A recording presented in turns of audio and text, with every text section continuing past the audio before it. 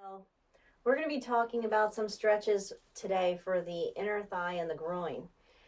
Um, if you play sports or if you're pretty active, this could be a particularly tight part of your body. And sometimes you don't realize how tight the groin is until you start stretching. So we're going to work on that a little bit. And the primary muscles of the groin, there are these group of many muscles called the adductors of the leg. Adductors of the leg. So adduction, ADD, basically means that the action of these muscles is pulling the leg towards you. So if you were to just kind of open your legs out a little bit and then very slowly lift a leg and start to pull it in, you're going to feel these muscles engage as you draw in. So if you play soccer and you're kicking all the time, this is going to be a really tight muscle for you. All kinds of different activities that we might be using. We won't even really know about that. So how do we stretch the adductors of the leg? How do we stretch the groin muscle? And these muscles might also be affecting your knees and your pelvis and the alignment there. So it is actually an interesting muscle to check out. So first we're going to just come into the easiest pose, which is bringing your feet together and kind of pulling your sides out from underneath your body. And so for some folks, you'll know if your adductors are tight, if your knees are up here like this. This could also be quadricep muscle and adductor. Sometimes it's difficult to understand where the quadriceps end and the adductors begin, but it's kind of all part of the same area to me, and sometimes it's a little bit of both.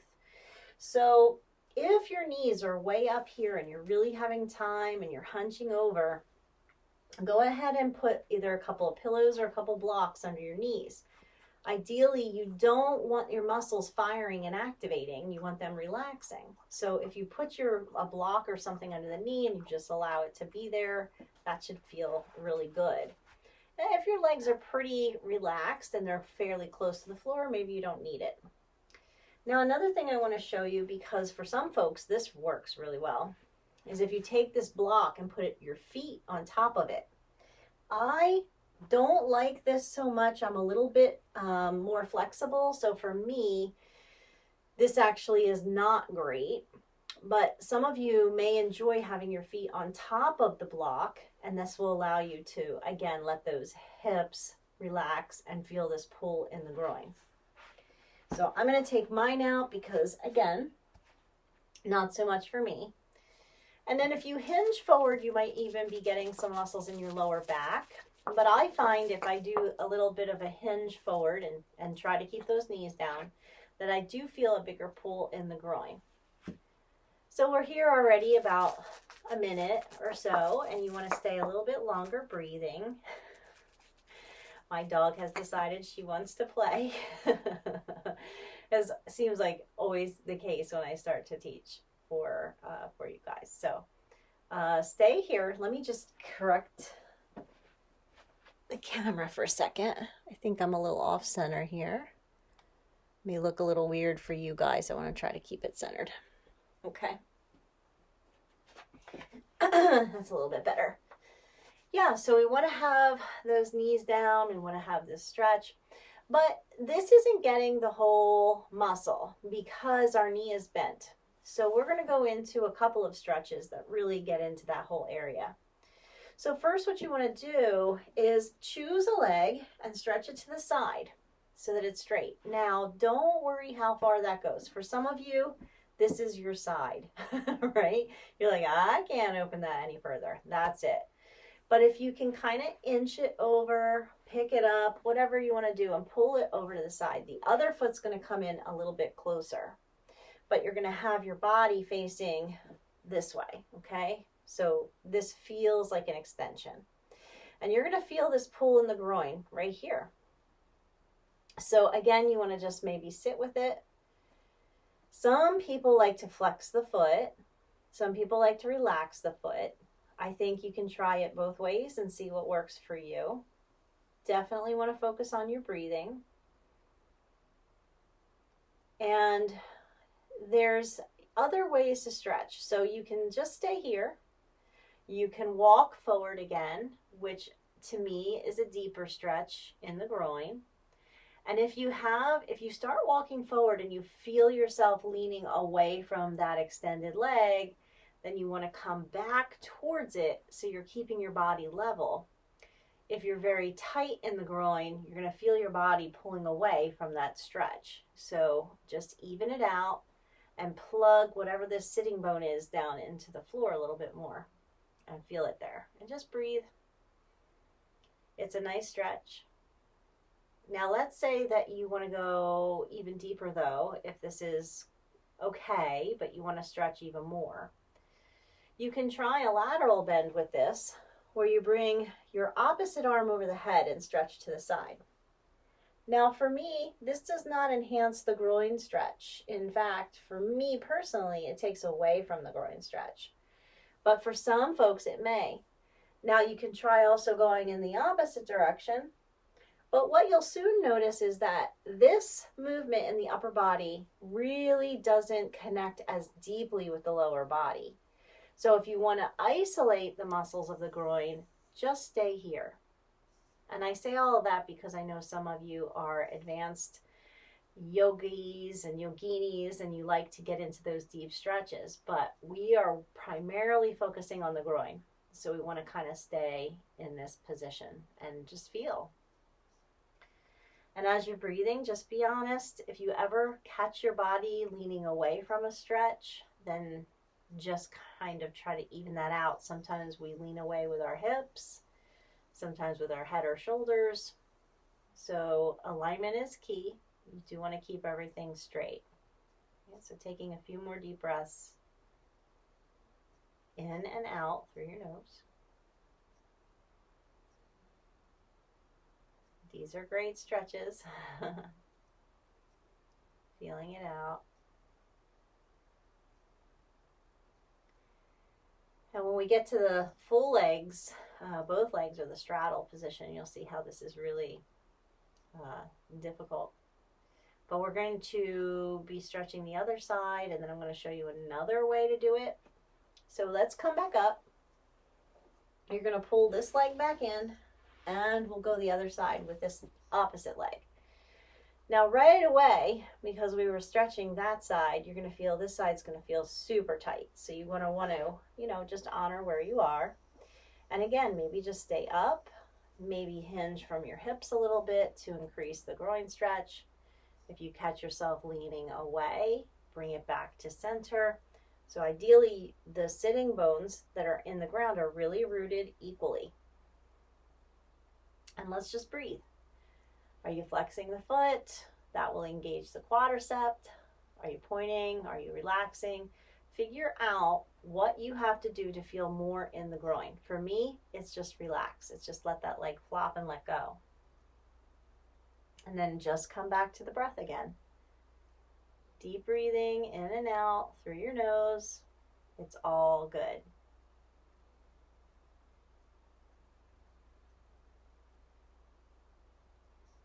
Don't be afraid to just kind of quiet your mind a little bit as you're breathing into the stretch.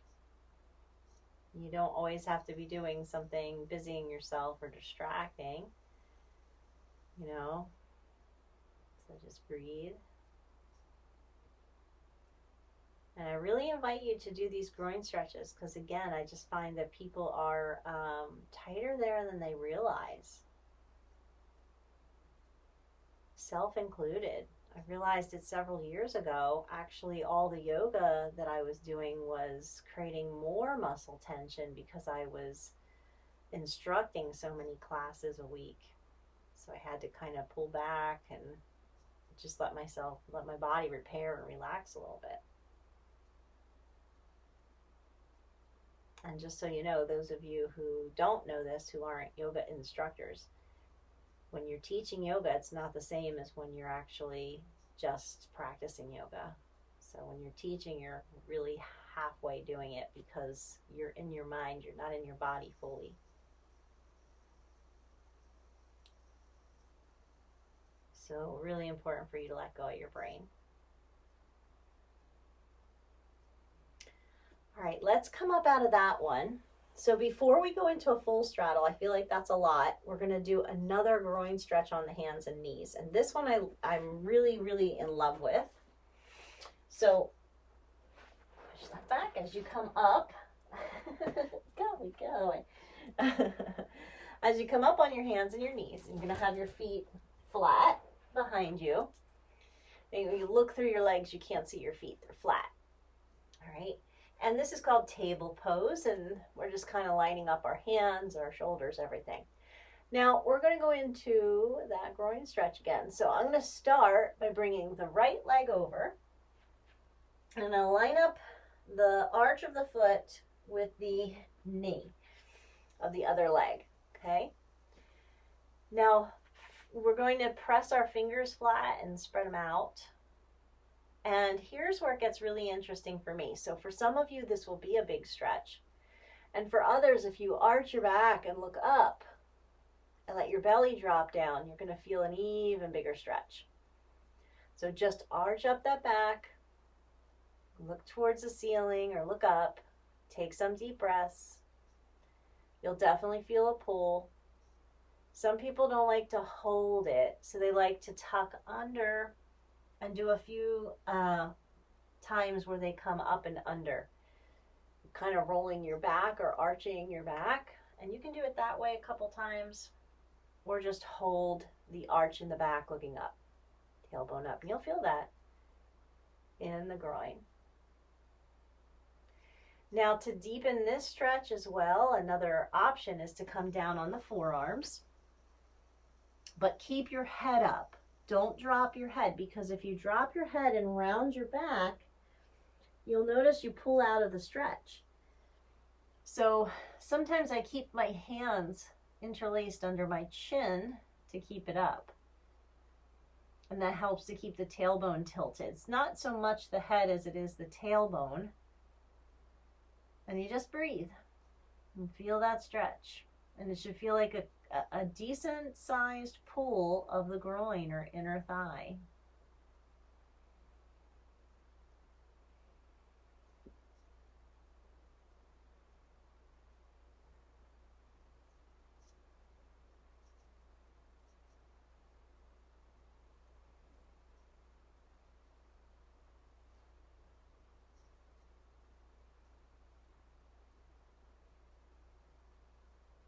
And we're going to release that pose again. So come back up, bring the leg back in, okay? Just to come off of your hands for a minute, and if your neck feels a little wonky, go ahead and stretch your neck in some of the different positions. Release that pose, because we have to come back down on the hands and knees for the other side. So you want to have enough of a stretch. So here we go. Bring it back down. Then extend your other leg, and once again, try to line up the foot with the knee on the other side. Look up, or if this hurts your head or neck, then at least gaze about 4 feet in front of you on the floor, so you don't have to jam your neck up to do it. Remembering that your other options to come down on your forearms, but to keep your gaze up so that you are creating that arch in the back. Right, so I'll stay up here right now, lifting the tailbone, just taking some deep breaths. Nice big groin stretches.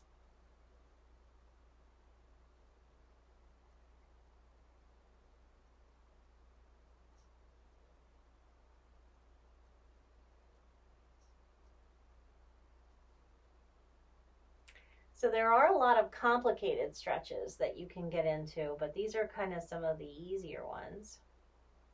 In a minute, I'm going to show you something using a strap. So if you have a strap handy, you can get it. I'm going to bring that leg back in, and I'm going to grab that strap. Okay. So this next way to do this, like, let's say you can't be on your hands and knees, that's a problematic. This is another way to stretch the groin one leg at a time. So we're going to lie on the back. And sometimes lying on the back is a really nice way to experience these stretches. So we have our strap, And what we're going to do is lift a leg and put the strap around the ball of the foot. Try not to have it at the arch of the foot. Slip it a little bit higher up around the ball of the foot and hold it. Now, when you're pushing your legs straight up, you're going to feel the hamstring stretch. And that's lovely, but we really want to get the inner thigh stretch, right? So I'm going to reach up with the hand and hold that strap taut and lower the other hand. Now this hand can stay on my hip to keep it down, or it can come out. It doesn't matter. But what I want to start to do is open my leg out to the side. Now this is going to get really difficult for some of you. You're going to hit a point where you're like, oh my goodness, your leg's shaking, and maybe this hip is lifting up. But this hip has to stay down. So I'm going to stretch this leg out and try to keep that whole leg down as I open the other leg out to the side and keeping it straight. Because if I'm bending the knee, I'll get a tiny bit of the muscle, but again, I won't get it all. So you're going to bring it over as much as you can. Now you can see I'm quite flexible, so I'm able to get my foot almost to the floor. And the elbow is down. Some folks like to bring the elbow to the floor because it's a little bit more relaxing. You're going to do this however you can to get into that groin. Again, it is a uncomfortable place. So focus on the breathing. And just letting that leg go. And if you're having trouble keeping yourself from rolling on the side, then you know you've lowered the leg too far. Just bring it back up. Everybody's going to be different in how far they can go. And some of you will not get like I am for a really long time, and that's okay. Honor where you are. It's all okay. I will say if this is a problematic place for you, you're going to want to do this a little bit more often.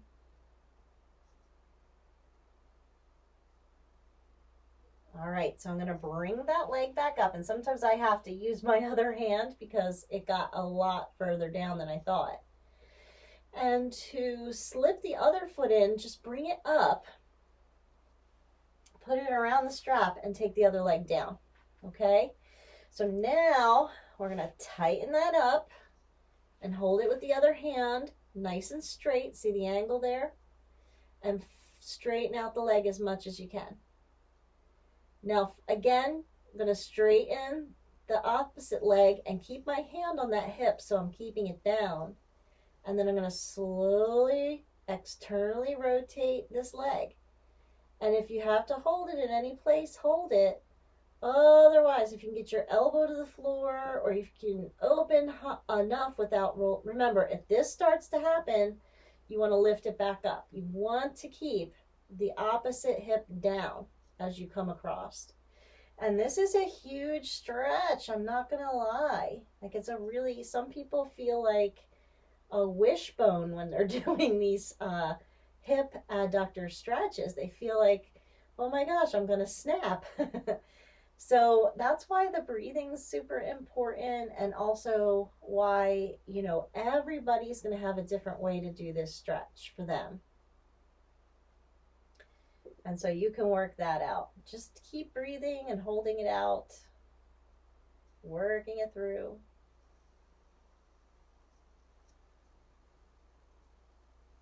Sometimes people in classes will say to me, oh no, I'm pretty flexible. And then we'll do something like this and they go, oh my goodness. Or they're rolling over. They didn't realize that they were compensating, and that's why they thought they were flexible. In actuality, they're actually not very flexible. So it's a tricky stretch. So I'm going to bring that back up and I'm going to release. And you're just going to take a little stretch out and then roll back up.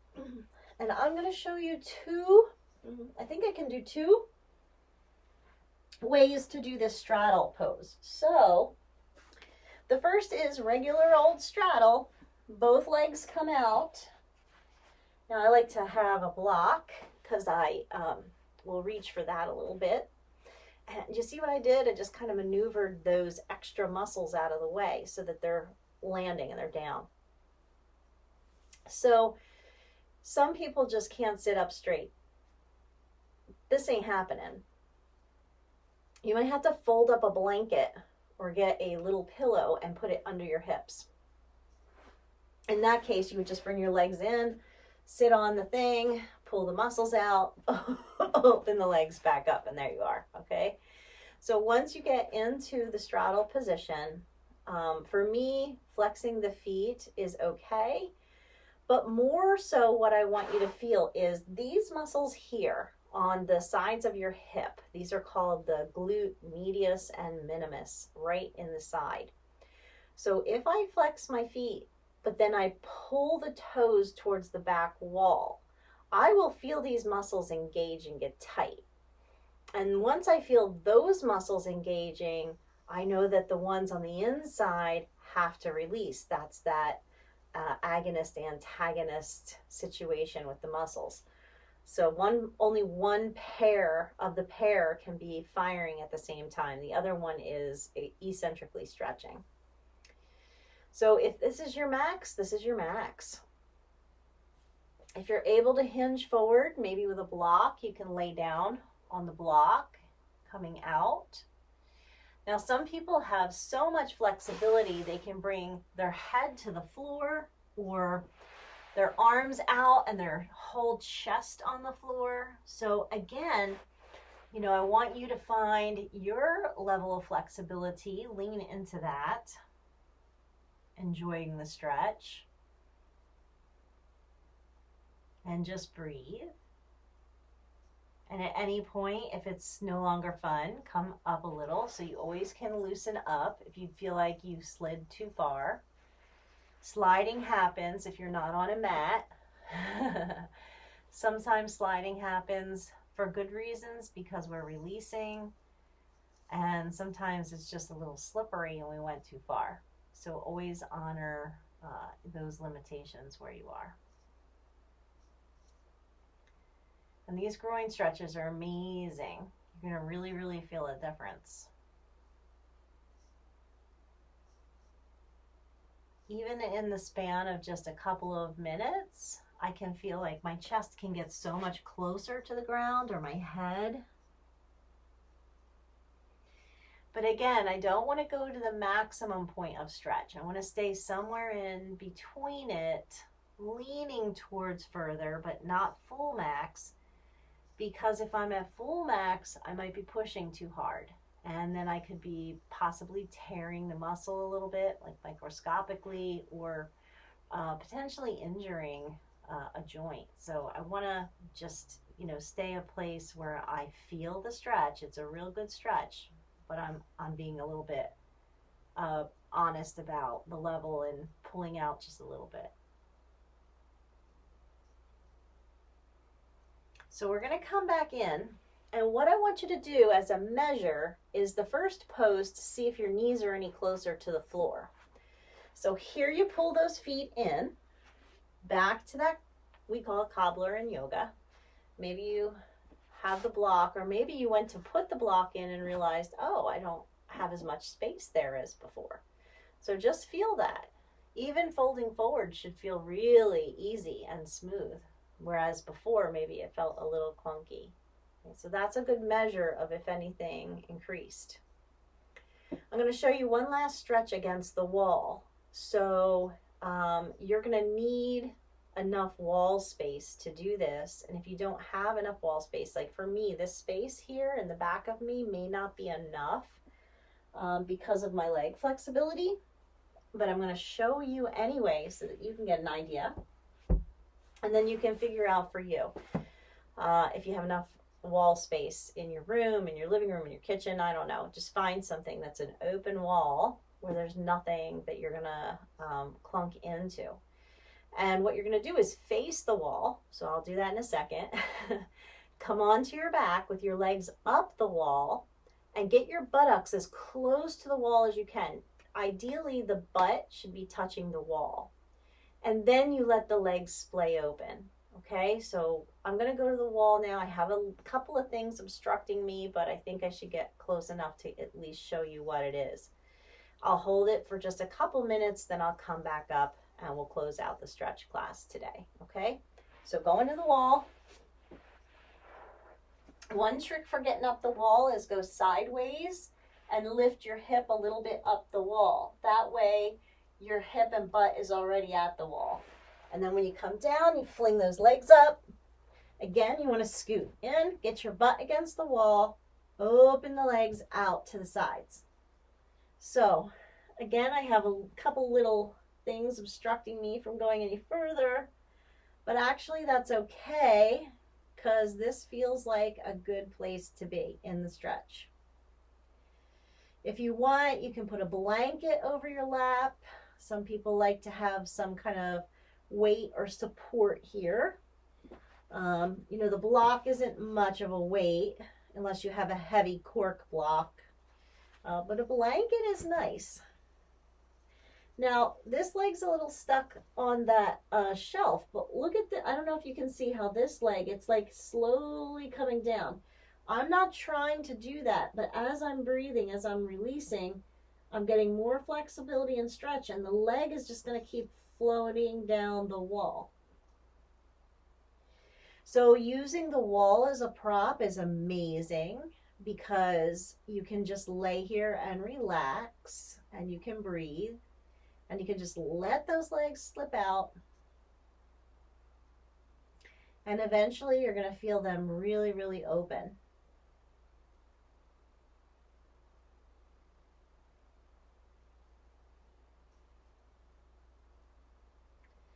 And then the trick is always getting off the wall, right? So if you were here for a while, if you're ready to come up, you might have to grab one leg and pull it up.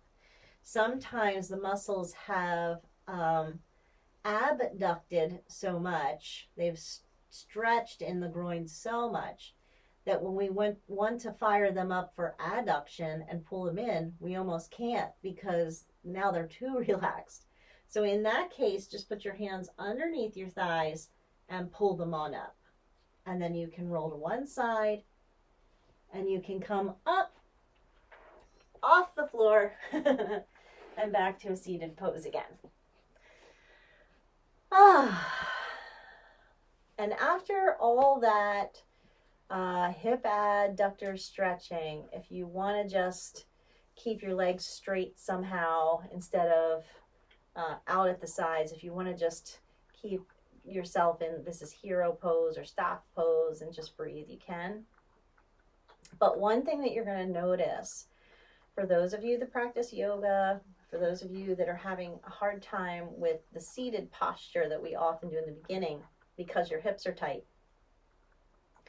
if you do these set of stretches, you're going to notice that sitting in that pose becomes a lot easier for you.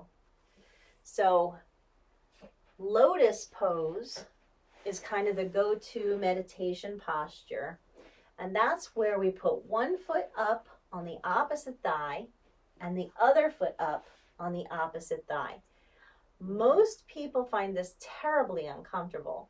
So what we often teach is half lotus, where one foot's up on top, or easy pose. And in easy pose, you see what I just did? I opened the leg a little bit more, got the heel in line with the groin, and then placed the other heel in front. So the heels are lined up with the pubic bone. This is easy pose. But again, it's not so easy for most people. And then meditation becomes very complicated because they're only thinking about how uncomfortable they are. However, if you do those adductor stretches, you might notice this is a lot more effortless, a lot easier, and it doesn't hurt as much.